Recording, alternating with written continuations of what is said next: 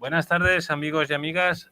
Nos encontramos en el contexto del segundo curso de medicina hiperbárica y subacuática. Y bueno, tenemos hoy el placer de tener con nosotros a Guillermo Gallo. Ahora enseguida pasaré a presentároslo.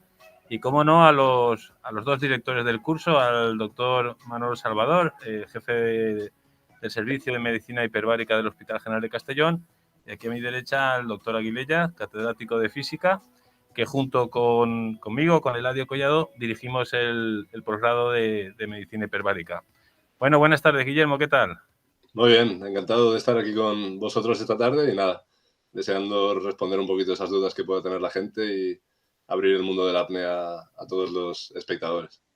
Muy bien. En primer lugar, pues agradecerte tu presencia. La verdad es que es un verdadero honor y placer el haberte conocido hoy y el tener este contacto contigo.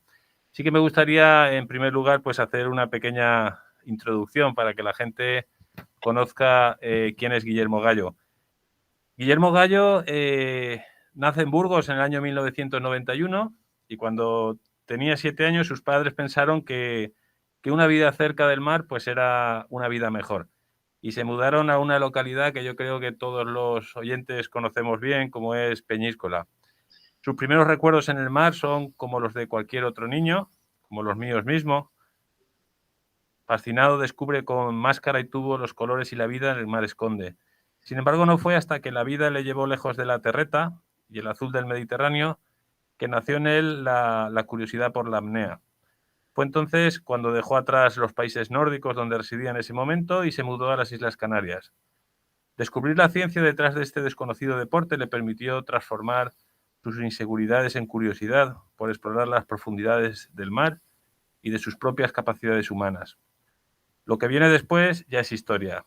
A día de hoy, Guillermo ostenta un récord nacional de profundidad de la apnea y vive profesionalmente de su deporte, compaginando sus entrenamientos y competiciones con la formación de gente que quiere conocer más sobre sus propias capacidades y sumergirse en el azul de la manera más natural y libre que existe. Bueno, Guillermo, buenas tardes, te reitero las buenas tardes y le voy a dar paso en primer lugar al doctor Salvador para que te salude y que inicie él con las primeras preguntas de esta entrevista. Muy bien. Hola, buenas tardes. Guillermo, pues bueno, como ha dicho Eladio, estamos encantados de tenerte aquí. Tú eres una figura de la apnea, freediving, que se llama o también o skin diving, que es un deporte en alza. Es un deporte en alza, aunque no es demasiado conocido. La apnea la apnea consiste en retener voluntariamente la respiración. Y no es lo mismo apnea que pesca submarina en apnea. Son dos deportes completamente diferentes. La apnea, hay una apnea estática y una apnea dinámica que se practica en piscina y luego hay una apnea de aguas abiertas o apnea profunda. Hay varias modalidades que quizá tú nos las expliques mejor. Peso constante, inmersión libre, peso variable y bueno, y luego la más transgresora y peligrosa que es la apnea no limits, en la que se baja con un lastre, con un trineo y se asciende con la ayuda de un globo. La apnea, bueno, ha podido demostrar que los límites de la fisiología del ser humano aún no los conocemos por completo, puesto que se han conseguido récords impresionantes de bajadas por debajo de los 100 metros de profundidad en diferentes modalidades. Y bueno, hay que tener en cuenta que el apneísta es un deportista y es un deportista que para que su récord sea validado, tiene que alcanzar la superficie plenamente consciente y mostrar a los jueces el testigo que ha recogido al final del cabo. Guillermo, ¿cuál fue tu primer contacto con el deporte de la apnea? ¿Cuándo decidiste que la apnea era tu deporte? Bueno, son dos preguntas muy diferentes. Yo creo que todos los que estamos aquí hoy, en algún momento de nuestras vidas, hemos tratado de aguantar la respiración, ya sea en una piscina, ya sea en la bañera o simplemente jugando como niños, ¿no? Entonces, yo creo que ese primer contacto con la apnea fue muy natural.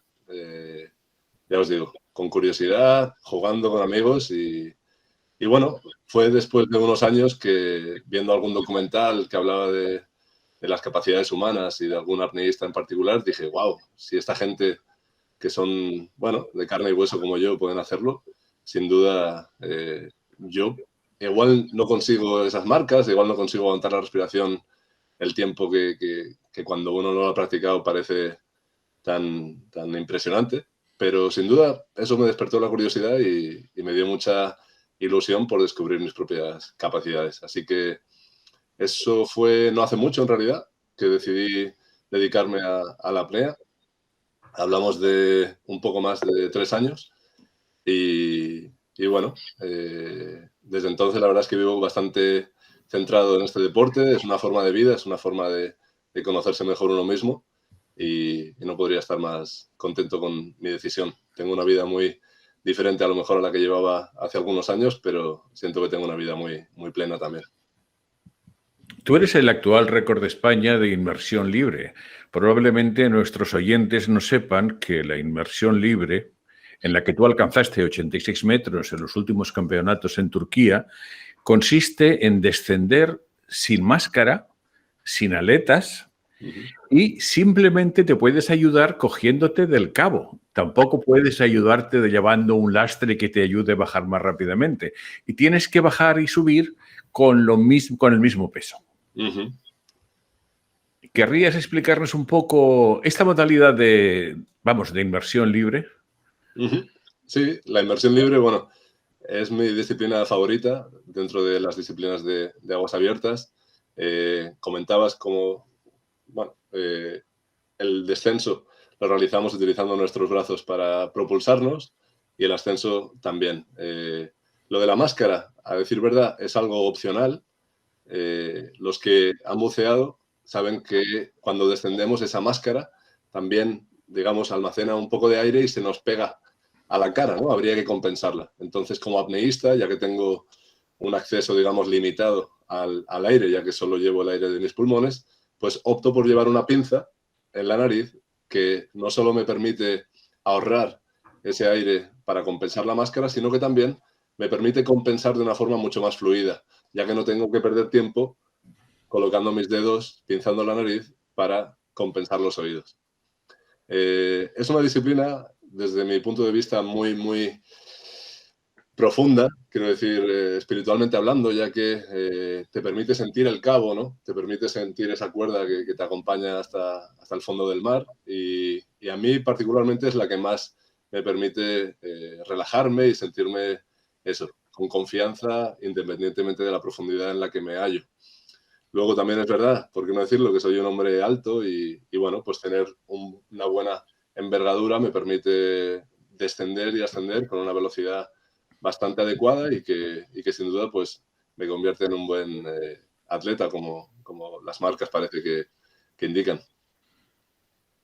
Bueno, pues yo le voy a ceder la palabra a Vicente Aguilella. Vicente Aguilella, además de profesor de nuestro curso, catedrático de física, y es también, bueno, es buceador y practicante de apnea. Quizá de nosotros tres es el único que ha practicado la apnea, aunque él creo que se dedica más a la modalidad de la pesca submarina.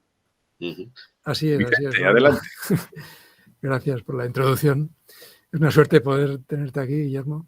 Y enlazando con lo que estabas comentando hace un momento sobre la modalidad de inmersión libre, vi hace unos días el vídeo del récord que obtuviste en Turquía, el Campeonato Mundial de Turquía. Sí. Vi cómo bajabas tirando del cabo y me quedó la duda al ver el lastre que llevabas. Por un lado, me pareció que la bajada era como más lenta que la subida, más o menos metro por segundo. Ajá. Luego quizás no era así, pero ¿por qué llevas lastre si luego para subir va a ser un problema? Igual es una pregunta muy de ignorante. No, pero... ni mucho menos, ni mucho menos. Al final, la apnea cada uno la practica un poco como más le conviene, ¿no? Debido a, pues, a lo mejor a la complexión de cada uno física, pues unas personas se pueden permitir descender con más lastre o con menos. En mi caso, la parte más técnica o que me resulta más difícil es la bajada, ya que la compensación se vuelve muy, muy técnica una vez sobrepasamos, digamos, los 30 metros y los pulmones pasan a su volumen residual. Por lo tanto, la compensación, como os digo, se dificulta. Entonces, yo opto por llevar un poquito más de peso en la bajada para que sea algo más sencilla, para acumular también menos dióxido de carbono, menos CO2 y ahorrar así, digamos, algunas contracciones, ese deseo de respirar durante la bajada. Y ya la subida, como os decía antes, tengo mucha confianza en mis brazos, tengo mucha confianza en mí mismo en ese momento y me resulta, de hecho, muy, muy placentero subir desde cualquier profundidad y no siento que los brazos en ningún momento se me cansen. Es por eso, como te digo, que utilizo un poquito más de peso en mis inmersiones. Sí es cierto que, bueno, las mujeres, por ejemplo, debido a su complexión humana, tienden a acumular un poquito más de grasa y, por lo tanto, flotan más. Es por eso que los hombres también somos capaces, a lo mejor, de descender a mayor profundidad con facilidad, ya que, pues eso, cuando los pulmones están comprimidos, perdemos esa flotabilidad y somos capaces de hundirnos sin hacer ningún esfuerzo, como probablemente has visto en el vídeo. Sí. ¿Y la profundidad máxima que vas a alcanzar se fija de antemano? Exacto. Tenemos, bueno, unas horas el día antes de la competición en las cuales anunciamos esa profundidad que deseamos alcanzar. En este caso, yo había estado entrenando este año para esta marca, lo tenía muy claro, quería realizar ese récord, quería, bueno, empezar en el mundo de la competición con una inmersión que dentro de mis marcas es accesible, es sencilla, no entraña excesivos riesgos y bueno, también significaba mucho pues a nivel deportivo, ¿no? Poder conseguir ese récord de España y digamos, poner mi nombre ahí dentro de los grandes de este deporte. Todavía, como os digo, me queda mucho por mejorar, por seguir evolucionando, pero bueno, gracias a esto también pues uno obtiene ciertos beneficios a nivel federativo y bueno, la verdad es que estoy muy, muy contento por cómo fueron las cosas allí en Turquía. Sí. Desde luego, no sé si a alguno de los oyentes le habrá llamado la atención, a mí no me ha pasado inadvertido que hayas dicho que esta progresión ha sido en 3 años. Eso es increíble, que desde que decides dedicarte a esta modalidad deportiva, pasan 3 años y consigues el récord de España. Volviendo a esta pregunta que te hacía, ¿es la misma velocidad de bajada que de subida? No. Va a depender un poco del estilo del apneísta, como os digo. Yo que llevo bastante lastre en la bajada, pese a que no lo parezca, llevo un ritmo, como os digo, de 1 metro por segundo aproximadamente, y en la subida, pese a que al tener los pulmones contraídos, como decía antes, o comprimidos, tendría bastante flotabilidad negativa. Con la fuerza de mis brazos, pues soy capaz de ascender prácticamente al mismo ritmo, a 1 metro por segundo, con lo que una inmersión de en torno a 90 metros, pues puedo realizarla en menos de 3 minutos. Bien, pues creo que tenía algunas preguntas, Eladio. Sí. Bueno, Guillermo, yo creo que una de las personas que más ha hecho por la apnea en España ha sido Pilar Rubio. ¿Estás conmigo? Es cierto. Es cierto, realmente es cierto. Pilar Rubio, con sus incursiones en la apnea en un programa tan mediático como es El Hormiguero, o algún otro programa que ha habido en Telecinco, quiero recordar alguno, en el cual se sometían a famosos a entrenamientos durante una semana y se veían unas progresiones espectaculares. Y yo siempre he tenido curiosidad de cómo se entrena la apnea. Cuéntanos, tú obviamente eres un deportista profesional, ¿cuáles son tus rutinas de entrenamiento? ¿Cuál es tu día a día? Bueno, si hay algo bonito, yo creo, de este deporte es que acepta cualquier perfil, ¿no? Atlético o cualquier perfil humano. Por lo tanto, hay gente que a lo mejor lo afronta más desde el punto de vista espiritual, basándose en técnicas como puedan ser la meditación, el yoga y luego pues una base, obviamente, de un buen condicionamiento físico. Y luego tenemos gente que pueda venir desde la natación, nadadores profesionales que pues eso, tienen una capacidad aeróbica que les diferencia del resto y pese a que a lo mejor no están tan relajados o no se sienten tan en ese momento conectados con el entorno, pues logran también unas grandes marcas. Al final, lo importante que debemos transmitir a los oyentes es que la apnea es algo muy natural, pese a que no lo llevemos a cabo en nuestro día a día. El cuerpo recuerda toda esa evolución, ¿no? Recuerda de dónde venimos y mantenemos infinidad de adaptaciones que nos permiten, como bien decíais, pues bueno, evolucionar en un tiempo bastante, rápido, ¿por qué no decirlo? En mi caso, pues a lo mejor esa progresión de 3 años sí que ha sido un poco más rápida de lo normal, pero no olvidemos que yo también pues tengo cierta experiencia en otros deportes, llevo toda mi vida haciendo deporte a un buen nivel y eso sin duda ha facilitado este proceso, ¿no? Entonces, por ejemplo, ¿cuántas horas dedicas a la semana a entrenar específicamente la apnea? Claro, como te decía, al final tener una base física es muy importante. A mí me gusta también llevar a cabo ese lado espiritual basado en la meditación, en la visualización. Al final no podemos realizar varias inmersiones profundas al día debido a esa exposición al nitrógeno. Por lo tanto, en mi caso, la herramienta más útil ha sido la visualización. Me permite mentalmente ir a través de cada uno de esos momentos que voy a experimentar en esa inmersión profunda y, digamos, sin estar en el medio acuático. ¿Puedo hacerlo conteniendo la respiración o no? Para responder a tu pregunta, pues realmente, como cualquier entrenamiento es válido, yo practico varios deportes, pues eso, desde vóley playa, por ejemplo, que me gusta mucho y me mantiene muy en forma, que lo realizo 3 o 4 veces a la semana. Luego los entrenamientos de aguas abiertas, que pueden ser, pues eso, otros 5 entrenamientos semanales, sesiones de gimnasio, que puedo hacer también otras 5 a la semana. Y luego, pues la parte de visualización y meditación, que viene a ser básicamente, pues todos los días 1 hora aproximadamente, sobre todo en este periodo próximo a competición. Es verdad que al final, pues eso, no siempre es fácil encontrar el tiempo, pero ese sería un poco mi calendario, digamos, cuando preparo una competición, como ha sido ahora el caso del Mundial en Turquía. Sí, la verdad es que es un entrenamiento bastante exigente. Has remarcado que lógicamente es un deporte en el cual el componente espiritual o psicológico, el control mental es algo fundamental. ¿Tú crees que cualquier persona, cualquier deportista puede dedicarse a la apnea? ¿O qué cualidades crees tú que tiene que tener un deportista para poder brillar en este deporte como es tu caso? Sí, creo que es importante remarcar que al final la apnea es mucho más allá, es mucho más que un simple deporte en el que la gente aguanta la respiración o trata de ir profundo. Al final la apnea nos permite eso, conectar con un medio tan potente y tan puro como es el mar, ¿no? Entonces, sin duda cualquier persona puede practicar apnea.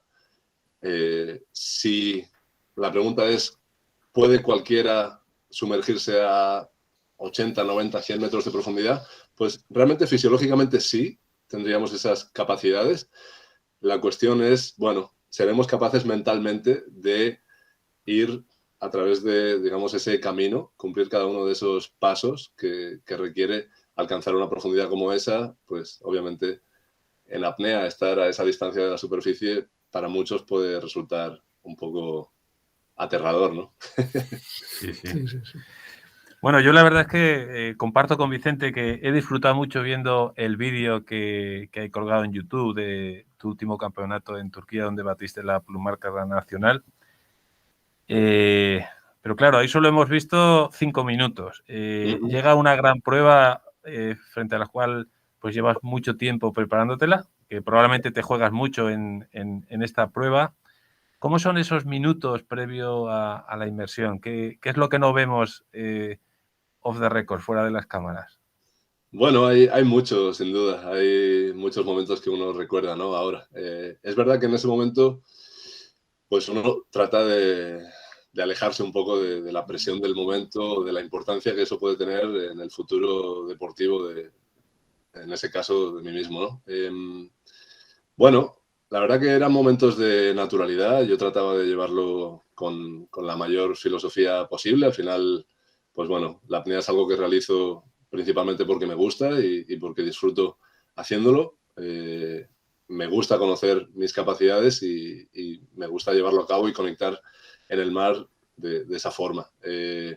Por lo tanto, los minutos anteriores, como ya había hecho esa inmersión muchísimas veces, incluso algo más profundo también, pues eran simplemente de mantener la calma, no cometer errores, digamos, de principiante, porque al final es una prueba de este tipo, ¿no? Como puede ser un mundial, pues para un principiante, como era en mi caso, para un novato, pues puede haber pequeños errores que uno cometa que luego le salgan caro. Entonces, nada, traté de tener controlados esos detalles, como os comentaba, y bueno, realizar mi meditación previa a la inmersión fue importante, porque al final es la que me da esa calma mental y esa armonía. Y bueno, me dirigí al cabo, donde me estaban esperando los jueces, y llevé a cabo esa inmersión.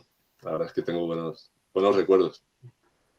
¿Y en este tipo de pruebas vas solo o llevas un equipo contigo? Bueno, en este caso la federación este año se portó especialmente bien con nosotros. Fuimos 4 miembros al Mundial. Éramos 4 deportistas, de los cuales uno de ellos también realizaba las funciones de entrenador. Entonces, bueno, entrenador, coach, como le queramos llamar, al final él pues nos ayudaba a llevar un poquito los tiempos de la competición. Hay veces que hay retrasos. Esto funciona de la siguiente manera. Ellos te dicen: a las 9:15 de la mañana tienes que comenzar tu buceo, por lo que puedes venir al cabo a las 9:13 y realizar esa respiración, ¿no?, previa a tu buceo. Entonces, claro, tú intentas estar centrado en lo que tienes que hacer, pero tienes que estar pendiente del tiempo, ¿no? Y eso puede llevar un poquito de estrés. Así que, bueno, ahí está el equipo que, digamos, te guía en ese momento. En mi caso, pues, Germán, un saludo si nos estás viendo, pues me llevó directamente a mi cabo para que yo no tuviera que estar pendiente ni siquiera nadar hasta allí. Y eso fue todo, básicamente. Y el resto es pura magia, tal y como hemos podido ver en las imágenes. La verdad es que son espectaculares. Bueno, el doctor Salvador lo tenemos vestido de blanco y es porque está de guardia en el Hospital General. Es el responsable de la cámara hiperbárica del Servicio de Medicina Hiperbárica y Subacuática del Hospital General. Y le cedo la palabra para que continúe con la entrevista. Guillermo, yo quisiera hacerte unas preguntas desde el punto de vista médico, pero antes quisiera comentar que cuando estuve revisando las marcas del último campeonato de Europa en Turquía, lo que más me llamó la atención fueron las marcas en apnea dinámica, más que la apnea estática, y sobre todo el papel de las mujeres, porque es increíble, bueno, estuve viendo algunas marcas. Es increíble que una persona pueda cruzar una piscina olímpica varias veces por debajo del agua sin asomar la cabeza. O sea, eso a mí me ha impresionado muchísimo. O sea, superar 200 metros en apnea dinámica es algo, vamos, para mí es algo quizá tan difícil como bajar a 86 metros de profundidad. O sea, hace falta una preparación física, porque hay que saber nadar para hacer ese récord. Y hay que tener un control psicológico increíble. O sea, de verdad que me dejó francamente impresionado. Yo no conocía las marcas actuales de apnea dinámica, pero son impresionantes. Bien, desde el punto de vista médico, tú sabes que entre los pescadores en apnea se habla mucho de los famosos síncopes, que en algunas ocasiones son causa de ahogamientos. Se asocian los síncopes con la práctica de la hiperventilación, aunque no todos los deportistas que han sufrido síncopes hiperventilan. Y también se habla de, bueno, pues de las técnicas que hacéis de carpas, etcétera, etcétera, para, o lo que se llama el pumping, el bombeo glosofaríngeo, para meter un poquito más de ese oxígeno en vuestros pulmones y tener un poquito, una reserva. ¿Qué nos puedes decir sobre eso? ¿Has sufrido alguna vez un síncope? Sí, he sufrido alguna vez un síncope y, curiosamente, ha estado relacionado con esta hiperventilación de la que hablábamos. De hecho, solo he tenido un episodio de este tipo, de hipoxia, en mi carrera apneística, y vino precisamente solo unos días antes de mi gran prueba en el Mundial de Turquía. Debido a lo que os comentaba de estos tiempos que debemos llevar, en los cuales debemos sumergirnos, pues yo andaba un poco perdido. En esa ocasión no tenía al coach presente y realmente lo que sucedió es que me pasé respirando. Yo tengo una forma de respirar previa a mis apneas muy definida y la llevo a cabo durante los 2 minutos anteriores. Claro, si esto en vez de hacerlo 2 minutos, lo hago durante 4, 5, 6 minutos, como me sucedió allí en Turquía, era el momento de realizar mi buceo y tenía una sensación un tanto extraña, lo que venimos a llamar, pues eso, síntomas de la hiperventilación. Yo, como, digamos, pecando un poco de esa confianza de nunca haber tenido un síncope antes, pues dije, bueno, sí tengo estos síntomas, pero creo que la inmersión no me va a poner en un lugar de riesgo, ya que la he hecho muchas veces. Y bueno, para los que no conozcan lo que sucede cuando hiperventilamos, la sangre, digamos, reduce, al nosotros respirar más de lo que necesitamos, más de lo que sería normal en ese momento, natural para nuestro cuerpo, expulsamos más CO2 del que estamos generando, ¿no? Con el consumo de oxígeno. Entonces, la sangre, digamos, ve modificado su pH y cuando tiene que ser transportado ese oxígeno en los glóbulos rojos, unido a la hemoglobina, ve dificultado, debido a esa unión tan fuerte que hay entre la hemoglobina y el oxígeno, su liberación a los tejidos. Es por eso que en muchos casos llega ese apneísta al síncope, debido a lo que llamamos el efecto Bohr. También hay que mencionar que cuando nosotros hiperventilamos, al tener menos CO2 del que normalmente tenemos en los pulmones, digamos que esa sensación de que te falta el aire o de que quieres volver a respirar aparece mucho más tarde. Por lo que el apneísta, sin darse cuenta, puede alargar el tiempo de su inmersión y ponerse en un lugar de riesgo, ¿no? Pues bueno, eso vendría a ser un poco el resumen de la hiperventilación, curiosamente relacionado con ese único episodio que he vivido yo hasta ahora debido a los niveles bajos de oxígeno. Bueno, si la gente puede aprender de mi error, yo estaría más que satisfecho. Como os digo, esa hiperventilación antes de una apnea, consciente o inconsciente, no debe llevarse a cabo, ya que nos puede poner en un lugar de peligro y como tú bien has dicho, pues bueno, si no reanimamos a la persona durante un periodo de tiempo concreto, pues puede llevar a el ahogamiento, puede llevar a que la persona pues acabe tragando agua, acabe despertando en una situación bajo el agua y eso lleve al encharcamiento de sus pulmones y la muerte. No es algo que sea común en la práctica de la apnea, por suerte siempre estamos acompañados y si hubiera un síncope, un episodio de niveles bajos de oxígeno, esos compañeros serían los encargados de llevarnos a la superficie y allí reanimarnos para que todo quede en la anécdota, ¿no? Que pueda estar yo aquí ahora hablándoos, pese a haber sufrido, pues eso, un síncope a más de 10 metros de profundidad. Vosotros tenéis buzos de seguridad. ¿Buzos quieres decir apneístas de seguridad o buceadores con botella? Las dos cosas. ¿Tenéis buceadores con botella de seguridad? No, fíjate no. que no. No, porque no solamente en el No Limits. Sí, y No Limits hoy en día ya es una categoría que está un poquito pasada de moda, ¿no? Para la apnea autopropulsada, para la apnea como deporte tal y como lo conocemos hoy en día, no nos resulta muy útil que haya un buceador con botella, más allá de que pueda tomar pues imágenes un poco más estáticas, ¿no? Desde su punto ahí de comodidad. Entonces, los apneístas son capaces de descender y ascender sin problemas de descompresión, con mucha más libertad. Y es por eso que nos interesa, como te digo, tener apneístas llevando a cabo esa seguridad. Eso me llamó la atención, ver que los buzos de seguridad que teníais eran los propios apneístas. Y me imagino que serán los compañeros vuestros.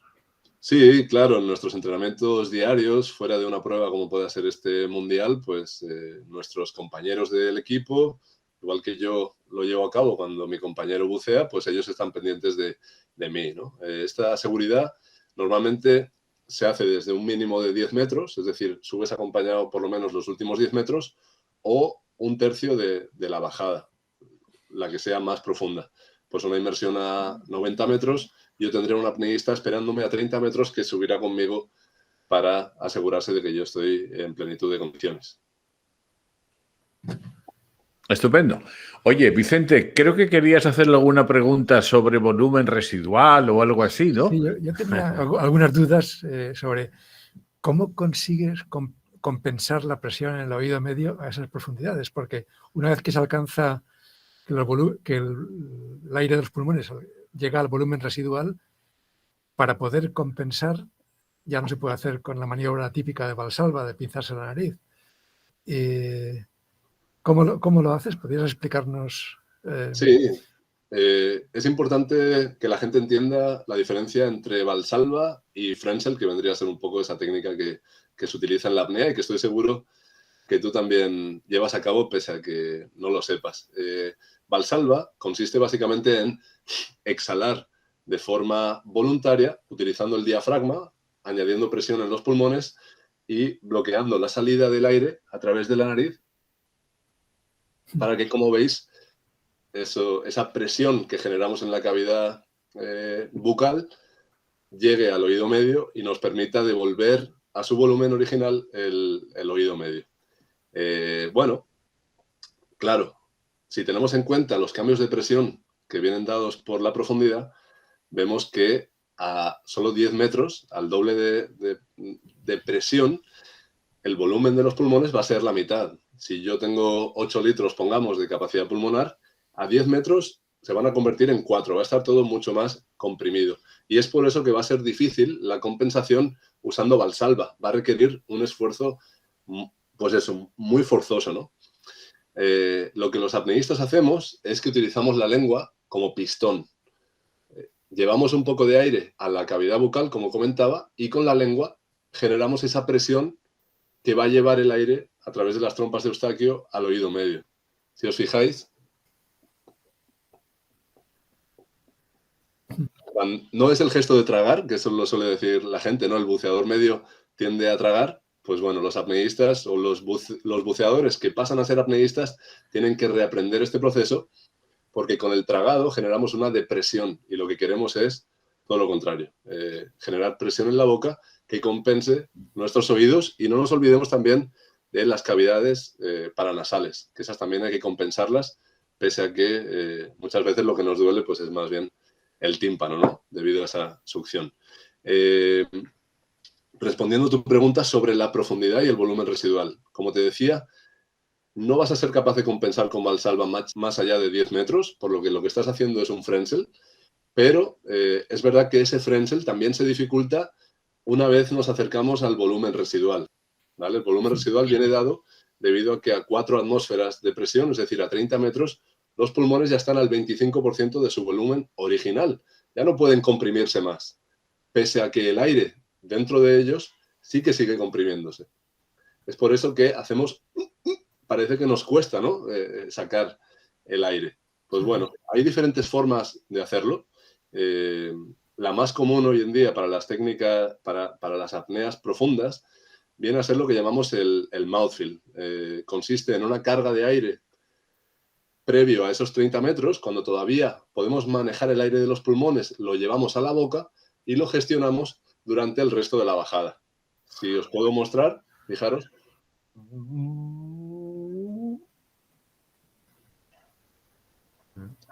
Esta cantidad de aire va a ser la que yo voy a gestionar durante la bajada para mantener todos los espacios bien compensados. ¿Qué pasa? Si yo abro la glotis en ese momento, todo el aire va a pasar a los pulmones. Es lo que dificulta, sin duda, la compensación a grandes profundidades. O sea, a partir de 20 metros tienes que tener la glotis siempre cerrada. es algo más complejo que todo eso, dependiendo un poco de las capacidades también de flexibilidad de cada apneísta. Hay personas que realizan, digamos, una presión negativa con la lengua, coordinando la apertura de la glotis, y son capaces de llevar aire a la boca en pequeñas cantidades que les permite compensar. Hay diferentes técnicas, como os digo, todas son algo complejas, requieren su práctica, no es algo que se pueda enseñar con facilidad, pero bueno, como os digo, sin peligro de lesión, lo más adecuado para una gran profundidad sería eso, sacar ese aire hacia la boca antes del volumen residual y gestionarlo hasta que lleguemos a la profundidad deseada. ¿Y cada cuántos metros tienes que compensar la presión? Bueno, es interesante. Si vemos las tablas de presión, pues claro, el aumento es súbito, digamos, en los primeros metros, ¿no? Es un aumento bastante significativo. Hablamos de un 100% de aumento en los primeros 10 metros, de 1 a 2 atmósferas, sí. Pero luego el aumento es mucho más moderado. Pues imaginaros, desde los 80 metros al 90 pasamos de 9 atmósferas a 10 atmósferas, ¿no? Sería un aumento únicamente del 10%, que no es muy significativo. Entonces, a mayor profundidad podríamos compensar de forma menos frecuente. Para entrar un poquito más en detalle, yo, por ejemplo, realizo una presión constante, no realizo una presión secuencial. Esto al final es opcional, se puede entrenar. Lo que hago es que voy continuamente apretando ese aire que llevo en la boca y me permite mantener, pues eso, los oídos compensados y las inmersiones libres de riesgo, pues eso, de barotrauma, en este caso del oído medio o ruptura del tímpano. Y esa otra sensación que cualquier principiante ha sentido al intentar contener la respiración, llega un momento que tiene uno hambre de aire, el diafragma se contrae.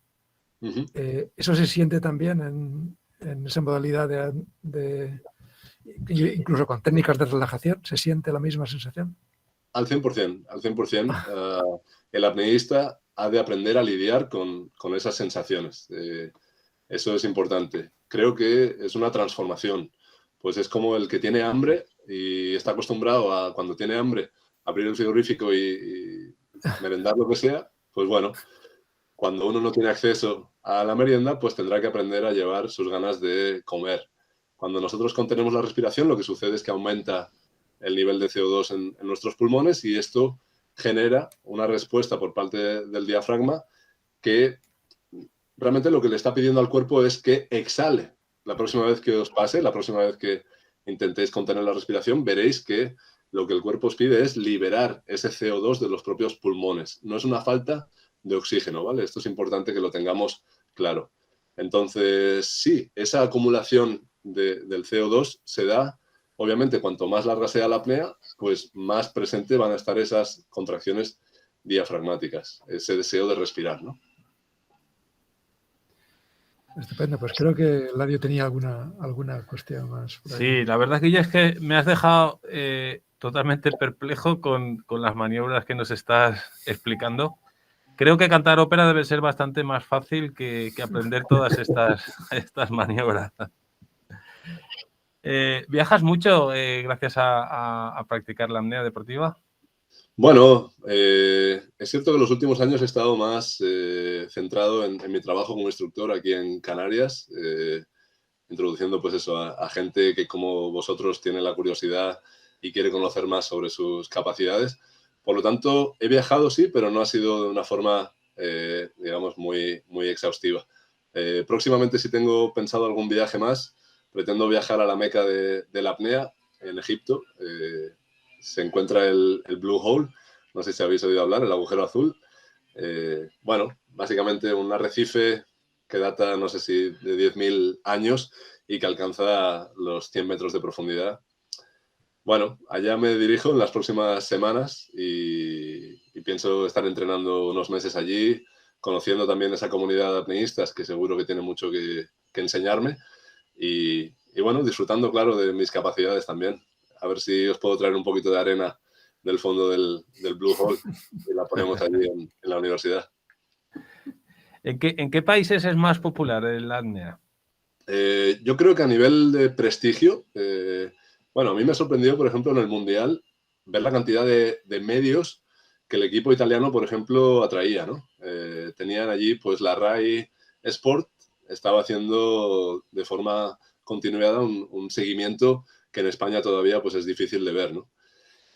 Así que yo creo que en Italia podemos encontrar un poco ahora mismo esa...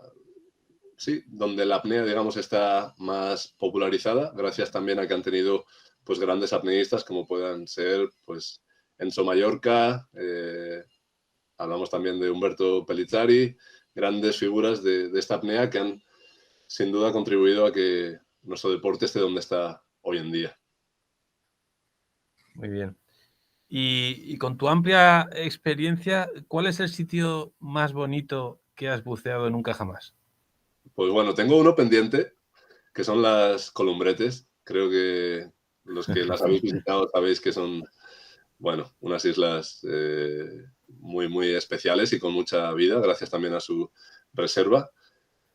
Claro, estas apneas profundas que yo realizo pues son sin máscara en la mayor parte de ellas y por lo tanto estoy más bien disfrutando de esas sensaciones que obtengo de mi propio control mental o de, llámale presión, pero bueno, las sensaciones de estar a una gran profundidad. Cuando realizo apnea, digamos, por ocio, pues bueno, en México recuerdo los cenotes que son bastante llamativos. En Noruega, fijaros que también hay unos fondos muy, muy curiosos, con mucha vida. También muchas medusas, eso también lo recuerda uno después de la inmersión. Y las Islas Canarias en particular, pues albergan, bueno, una biodiversidad que sin duda aquellos que practicáis buceo con botella os tendrán bastante contentos. Como os digo, mi carrera todavía en la apnea es muy corta, así que espero dentro de unos años poder deciros que he recorrido cada rincón de este planeta y darte una respuesta, digamos, más amplia, ¿no? De momento me quedo con mi isla, Lanzarote, donde resido y entreno. Y bueno, aquí la verdad es que tenemos de todo, gran profundidad, mucha vida, buenas condiciones del mar todo el año y bueno, os damos la bienvenida. Al que no lo conozca, Lanzarote es un lugar fascinante. Que queda pendiente ese viaje a visitarte a tu casa. Bueno, Claro. Guille, has hablado antes de Italia, de la presencia de medios en la competición que te llamó la atención. Y bueno, en la historia de la competición de la apnea deportiva y sobre todo pues la consecución de los récords, pues se han producido algunos accidentes dramáticos, algunos de ellos muy mediáticos, incluso que han dado pie a alguna película que se ha estrenado recientemente. Sí. Cuéntanos cómo ha ido evolucionando este mundillo de las competiciones, tú que lo conoces desde dentro, Sí. así como las medidas de seguridad que las rodean en los últimos años, aunque creo que ya hemos hablado algo, o si quieres matizar algún aspecto al respecto. Sí, sin duda. Bueno, a los más mayores, digamos, que estéis aquí presentes, pues a lo mejor recordáis figuras como puedan ser Pipín Ferreras, un cubano, creo que afincado en Miami, y Enzo Mallorca, otro italiano también. Bueno, son figuras, digamos, que permitieron que la apnea llegara a los medios. Ellos realizaban, sobre todo, inmersión en esta categoría de no limits o sin límites, en la cual pues bajan como si fuera con un ascensor que baja a una gran velocidad y luego les vuelve a subir utilizando pues ese globo que llenan de aire. Claro, hablamos de los 70, 80 y la apnea pues era más un show, ¿no? No había esa cultura deportiva, atlética que podemos encontrar alrededor del mundo hoy en día. Entonces, bueno, tristemente, tuvo que ser mediante accidentes, tanto hiperbáricos como debido a errores humanos, pues que la apnea evolucionara, ¿no? Gracias a esos errores o esos momentos fatídicos, pues la gente se dio cuenta que a lo mejor no era la mejor manera de hacerlo y se centraron en marcar mucho más y llevar, pues eso, unas pautas que han permitido que hoy en día la apnea sea me atrevo a decir, un deporte completamente seguro, ¿no? Que los participantes se encuentran siempre, pues eso, muy, muy cuidados, supervisados y bueno, en una competición como pueda ser hoy en día, aparte de tener un equipo de jueces en superficie que se encargan de supervisar que todo esté, digamos, cumpliendo esa normativa, tenemos el equipo de apneístas de seguridad que nos acompaña durante el último tercio de la subida.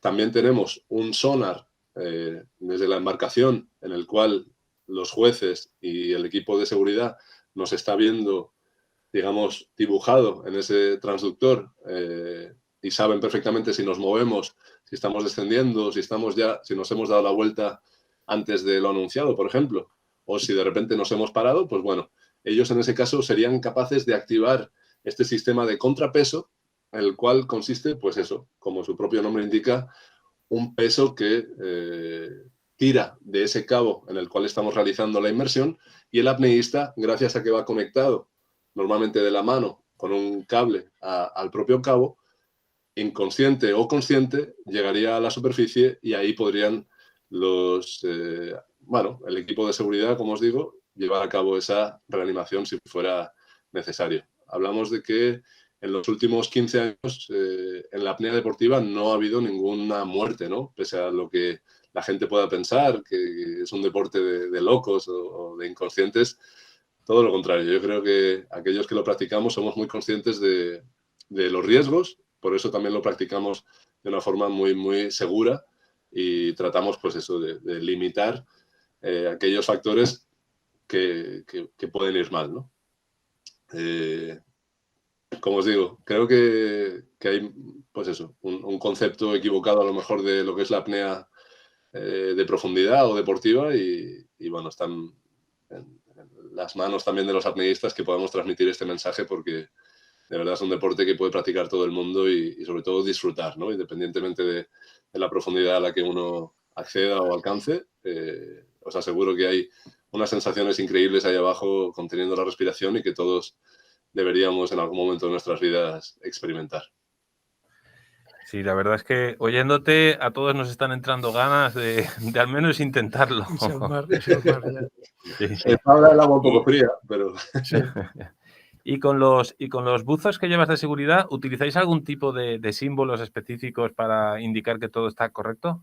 Pues fíjate que en la apnea en realidad no nos hace falta comunicarnos en circunstancias normales. De hecho, cuando hay algún tipo de comunicación bajo el agua entre apneísta y apneísta de seguridad, normalmente es para pedir ayuda. Por lo tanto, el apneísta hay que dejarle concentrado en lo que está haciendo, probablemente en el ascenso en ese momento.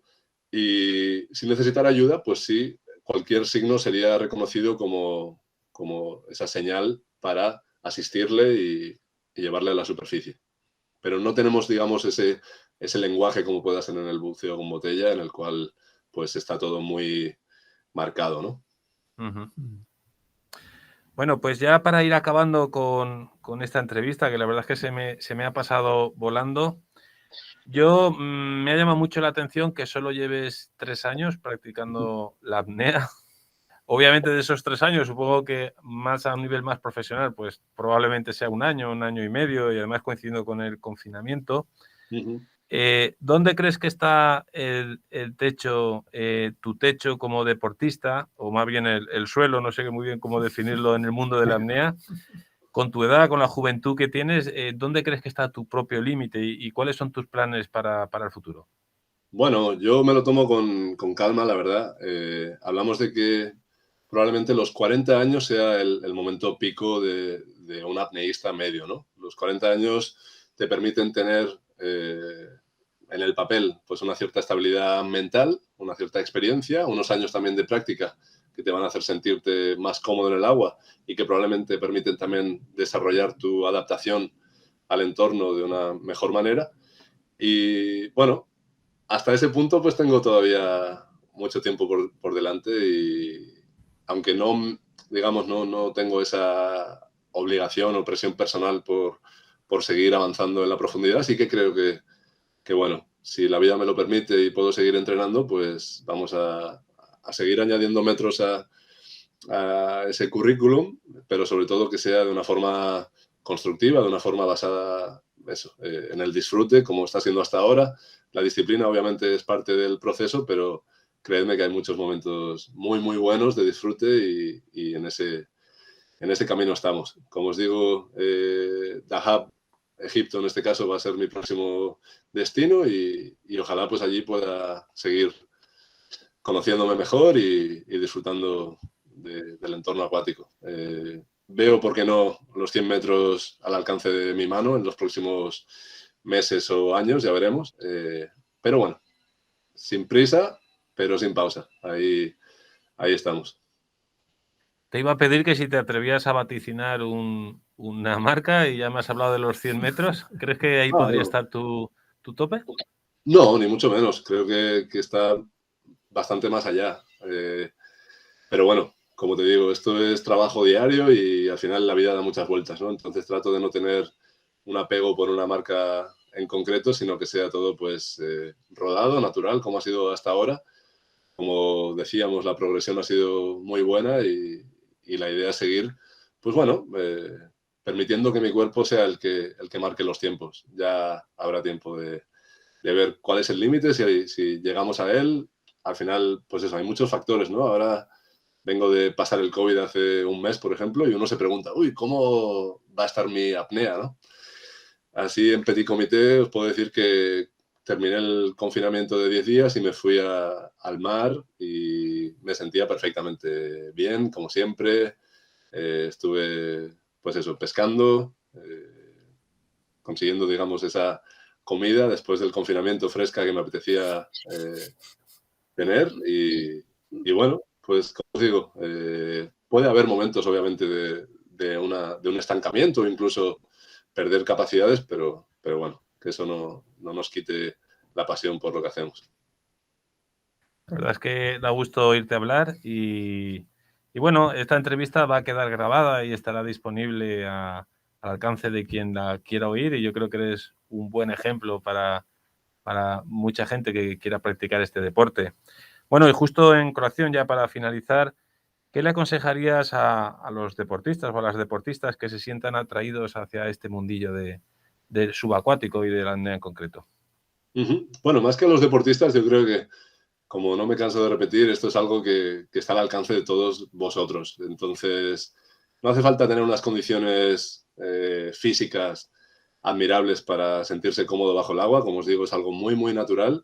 A 10 metros de profundidad está la mayor parte de la vida, los colores más bonitos y bueno, sobre todo ponerse cuanto antes, buscar un lugar con unos instructores que os transmitan confianza, que os sintáis identificados con la forma en la que entienden la apnea y estoy seguro que os va a sorprender vuestra propia capacidad de adaptación. Obviamente, debemos recordar que cada persona es diferente y que a lo mejor pues, las limitaciones físicas de uno no le permiten progresar con la misma facilidad, ¿no? La compensación, por ejemplo, es algo que a mucha gente le resulta complejo en apnea. Luego, hablando de limitaciones, debemos tener en cuenta que las que vamos a encontrar van a ser mentales, sobre todo, ¿no? El que tengamos la confianza de aguantar un cierto tiempo alejados de la superficie y que mantengamos la cabeza en su sitio. Entonces, lo importante, como os digo, es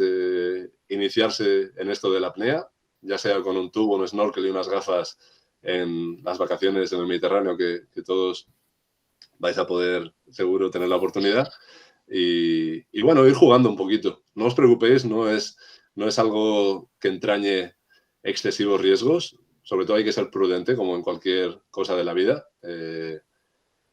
Podéis disfrutar mucho y bueno, rodearos de profesionales que seguro que os va a permitir, sobre todo, tener mayor conocimiento. Esa creo que es la clave de cualquier evolución en este tipo de deportes, el conocimiento, el saber que lo que estás haciendo no es una locura, no es algo inconsciente, sino que está basado en una ciencia que hay detrás de la apnea.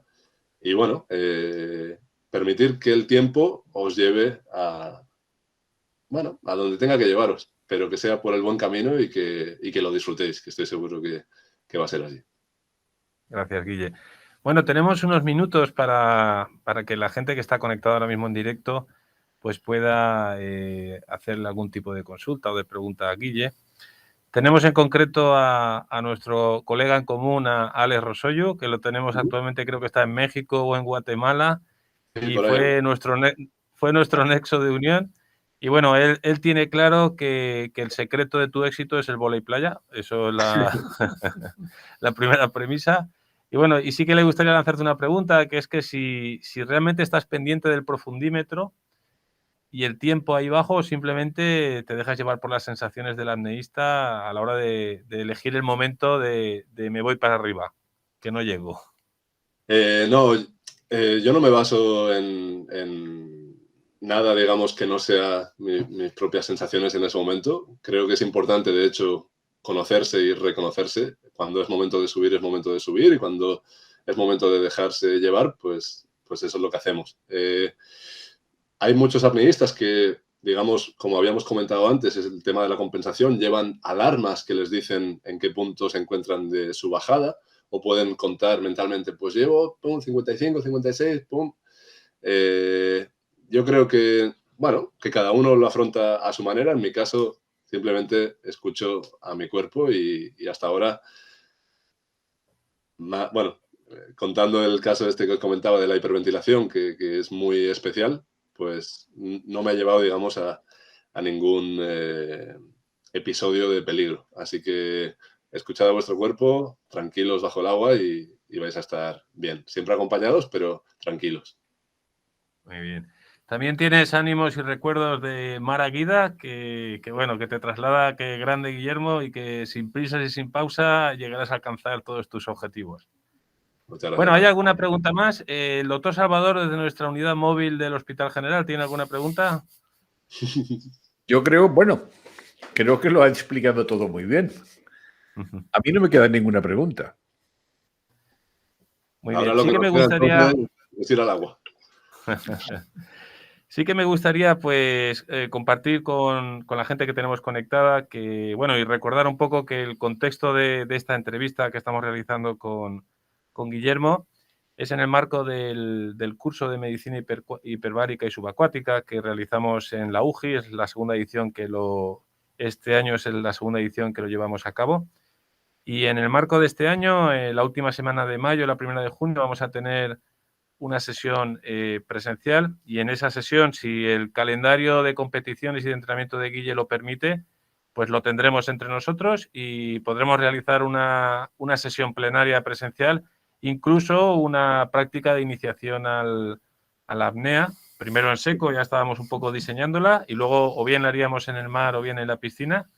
Os invitaremos, como no, a todos los alumnos, los de este año y los alumnos que tuvimos el año pasado, y creo que será un placer compartir ese ratito contigo, Guille. Pues ya sabéis que por mi parte no hay ningún problema. De hecho, me encantaría, como os digo, veros en persona y bueno, poder compartir un poco, como hemos hecho hoy, mis conocimientos y mi experiencia dentro de este mundo desconocido de la apnea, sobre todo para que tengamos, pues eso, una idea más realista de lo que es, y que todos en algún momento podamos disfrutar de la belleza del mar o, bueno, de nuestra propia belleza en conexión con ese elemento. Así que yo, por mi parte, deseando compartir esa jornada con vosotros. Gracias, Guille. Bueno, doctora Aguilella. Pues nada, ha sido un placer escucharte. A mí me quedan muchísimas más preguntas, pero espero tener ocasión de hacerlas en persona. Seguro. Me alegro de saber que también alguna vez sales a pescar, porque es una actividad para disfrutar del mar y de los fondos. Y para valorar, ¿no? También lo que cuesta, pues eso, obtener ciertos alimentos de una forma no industrial, ¿no? O de una forma no exhaustiva. Así que primero con la apnea, y luego pues ya el que quiera, de forma responsable, pues puede llevarlo también a convertir esa práctica en llevar alimentos a su familia o compartir con amigos un pescado fresco, ¿no? Disfrutar. Perfecto. Muchas gracias, Guillermo. Bueno, Guillermo, que sepas que a partir de ahora tienes aquí en Castellón unos fans que vamos a seguir todos tus progresos en las competiciones, Y sí que te agradeceríamos que nos compartieras alguna imagen que seguro que van a ser espectaculares desde Egipto, ahora cuando estés por allí. Haré lo que pueda. Y nada más, si algún oyente quiere añadir algo, pues nada, pues agradeceros a todos vuestra asistencia. La verdad ha sido un verdadero placer. Esta entrevista estará a disposición de todo el mundo que la quiera ver con posterioridad. Y nada, un placer, Guillermo. Un abrazo muy fuerte y nos vemos en breve. Gracias por organizarlo. Hasta pronto. Hasta